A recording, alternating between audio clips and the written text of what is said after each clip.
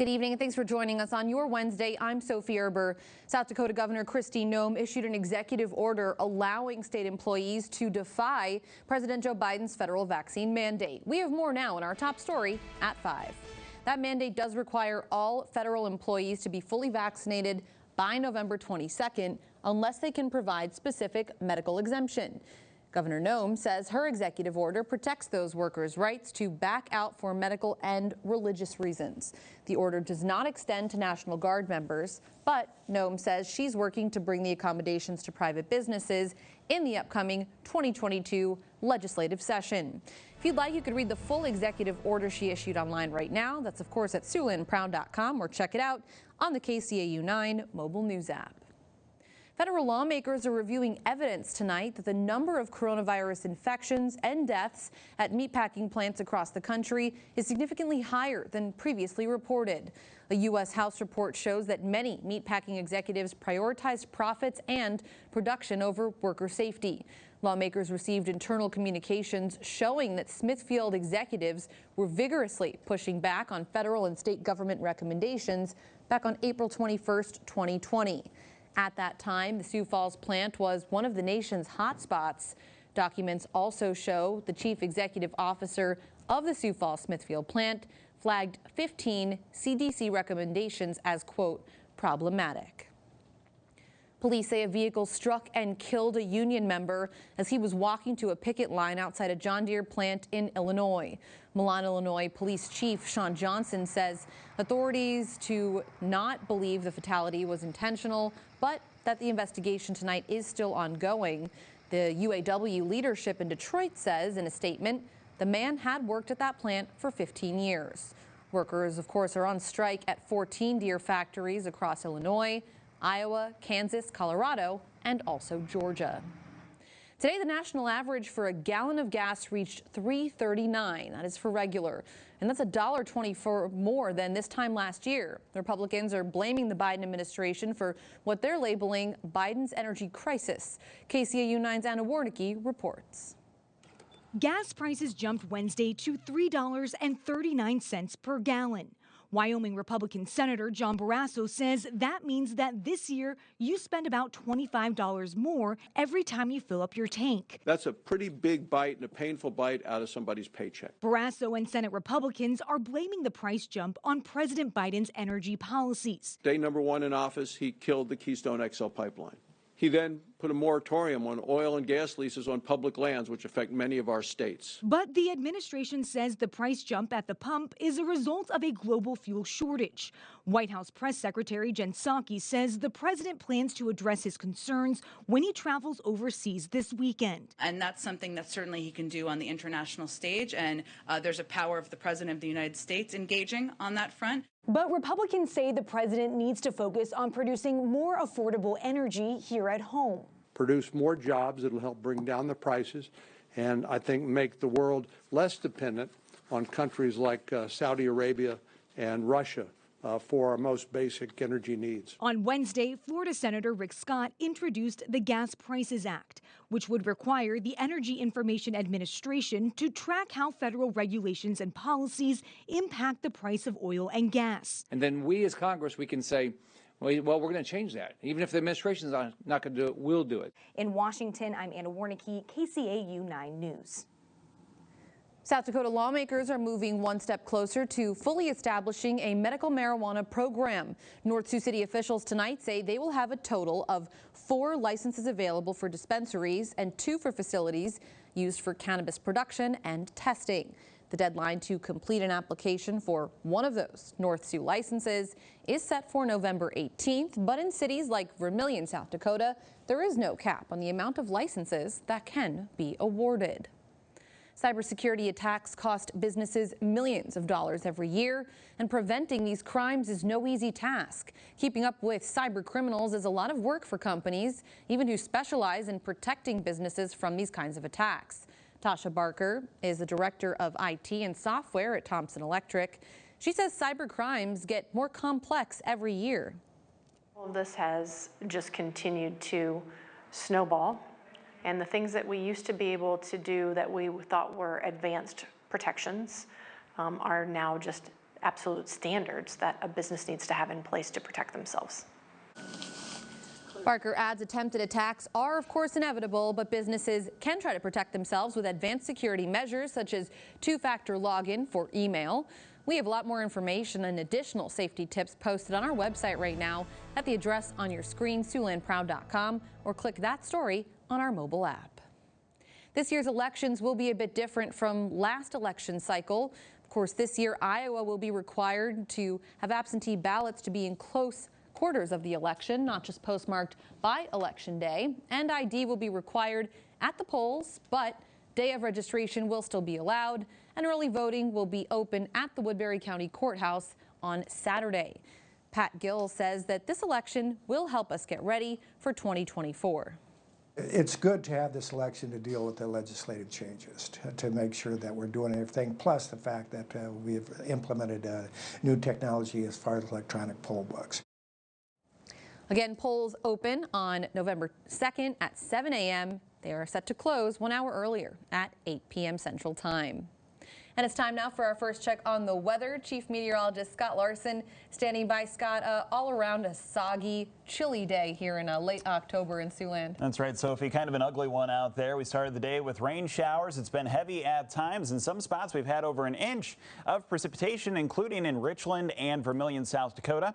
Over an inch also happening in Concord, Nebraska, getting close to that in Sioux City as of this afternoon, 94 hundredths, and about a half an inch of precipitation so far in Spencer. You can see that the rain chances should be dwindling as we head into our Thursday.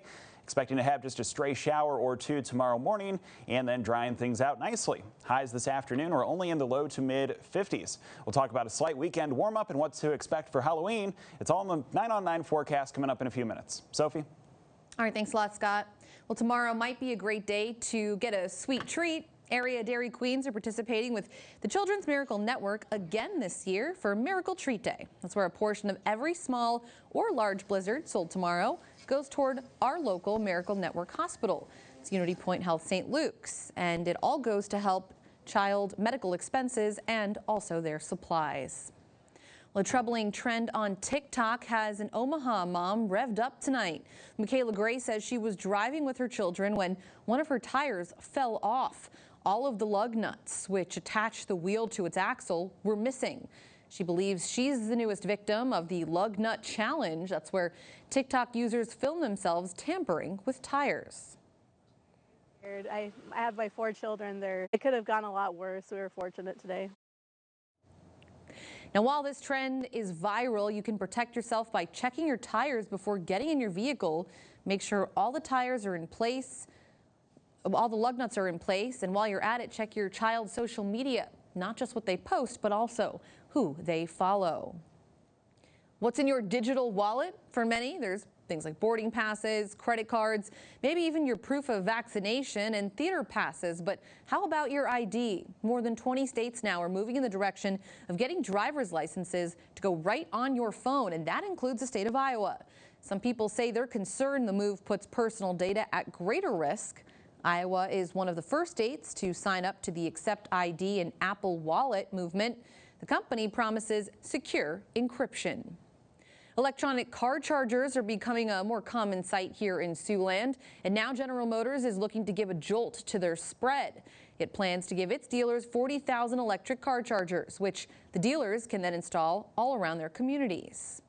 And speaking of the future, more 3D homes are coming to the state of Texas. You might have heard of Icon. That's an Austin-based construction company changing how homes are built with a 3D printer. The company says it will soon break ground on their biggest project yet to date. It's a new community with 100 3D printed homes. No word yet on exactly where this community will be built, but it will be somewhere in central Texas. Construction is set to begin early next year. Icon says the new community will help address the home shortage and save on labor and lumber, impacting the construction industry. It's not yet known how much it'll cost to buy one of these 3D printed houses. Well, new advancements are being made in the medical field every day. We're taking a closer look at the possibility of future preventative care coming up in about 10 minutes. And it's been a great day in Siouxland and a wet one for sure. It looks like that rain is going to be tapering off as we head into our Thursday. A slight bump up in temperatures as we approach the weekend. We'll also let you know what to expect for Halloween and more. It's in the 9 on 9 forecast coming up next. You're watching KCAU 9 News with Sophie Erber and Chief Meteorologist Scott Larson. This is KCAU 9 News at 5. Monday, and it looks like highs next week will hover right around 50 degrees with some chilly overnight lows in the 20s. Here's a great picture that comes to us today from Joni Perkins. This is in Otoe, Iowa.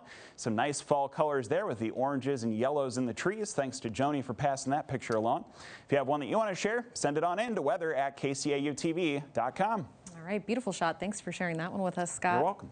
Well, stuck on the side of the road, one woman got a little unexpected help. You'll see which celebrity pulled over to change her tire coming up in about 7 minutes. But first, what if fighting breast cancer was as simple as getting a vaccine? A new study is underway hoping to prove that's possible. What doctors say next. The future of preventative care could be on the horizon. Cleveland Clinic is launching a first-of-its-kind preventative breast cancer vaccine study. Maya Belay talked to doctors about what exactly this means. There's new hope for breast cancer prevention. A new study for a potential vaccine aimed at stopping the disease just launched at the Cleveland Clinic. This video is provided by the hospital. This day has been more than 2 decades in the making.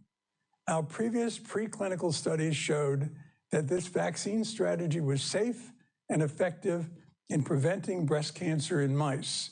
The research also found that a single vaccination could prevent breast tumors from occurring while also inhibiting the growth of already existing breast tumors. The study is the first for a vaccine aimed at preventing triple-negative breast cancer, the deadliest and most aggressive form.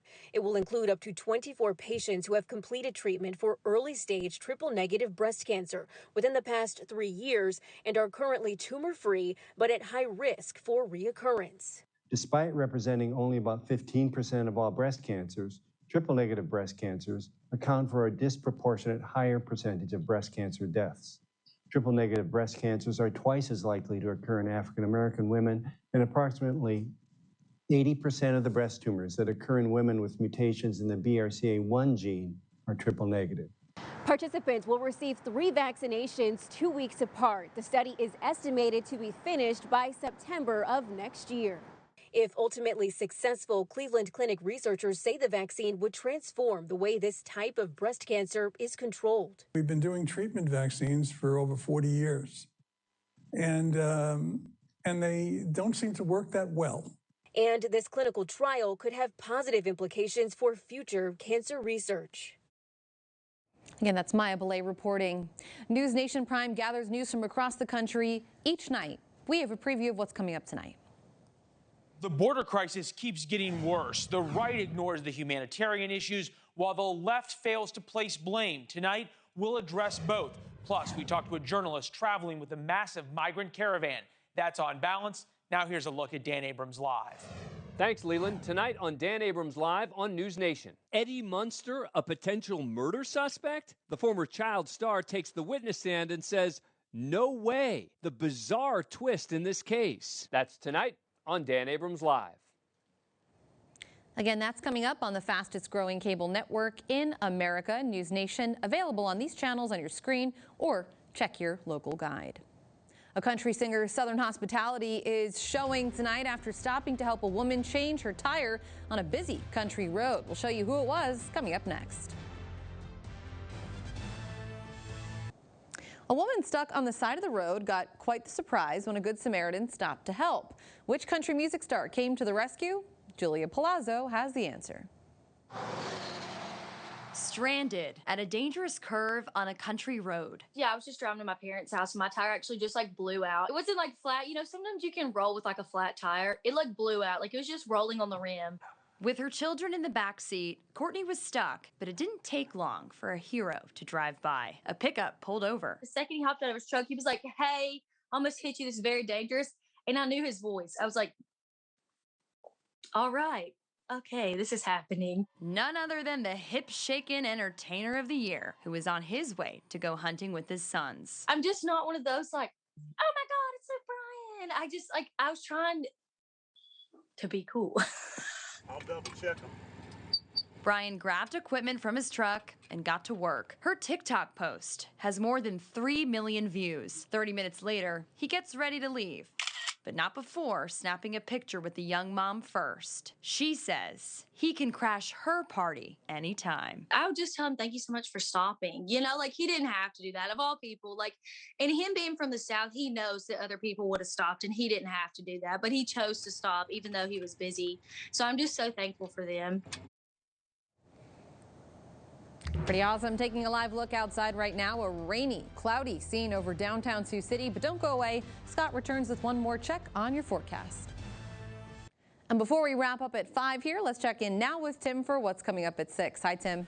Hey, good afternoon on a soggy Wednesday, that's for sure, Sophie. Businesses in Nebraska and Iowa have now reported a combined loss of more than $30 million from a year ago due to cybercrimes. But is it really a problem here in Siouxland? We'll take a look at how businesses protect themselves and have important information to help stay safe. That's coming up at 6. And we'll also introduce you to the most popular member of the Presentation College campus community. Find out why the institution has adopted this St. Bernard that lounges and strolls around campus each day. The impact man's best friend is having on this South Dakota college coming up right after World News Tonight. Jake and I join you, of course, in just a half hour.